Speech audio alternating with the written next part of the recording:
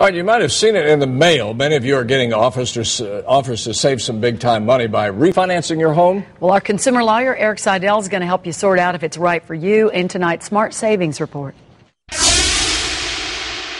Unlike so many, you're not in danger of losing your home. In fact, despite tough times, you haven't missed a mortgage payment and kept your credit up to par. If so, you may have gotten a letter like this one, offering you a shorter-term mortgage at a lower interest rate, maybe even a lower monthly payment. The shorter the term of the loan, the better the interest rate. Credit consultant Mike Citron spent almost a decade in the mortgage business. Now he teaches private finance classes. He says a refi offer may even come from your own mortgage lender. A lot of mortgage companies are soliciting people saying, hey, you have 3 years left, to get to that 20 mark, or 5 years left. Why don't we just move you to that mark now? Citron says if you plan on staying in your home for a while, that could mean tens of thousands in savings. Probably around a $50,000 savings if you're in the home for the duration.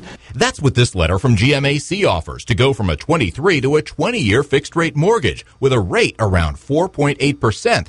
The monthly payment could be lower as well. A spokesperson tells us GMAC Mortgage is constantly reviewing our customers' situations to determine if a customer may benefit from refinancing a particular loan. They say those are the customers they're targeting with these offers, which can vary. So what's in it for the bank? Citron says they're getting an old loan paid and a new one on their books. And they have a massive benefit when they do turn that money, because now you have fresh paper on the books that has been qualified and requalified. Keep in mind, even if the offer's from your current lender, you will have to pay closing costs and fees. That's why you'll want to do what mortgage professionals call a total cost analysis. It balances the upfront costs versus how long you'll call your house your home. Eric Seidel, Fox 13 News.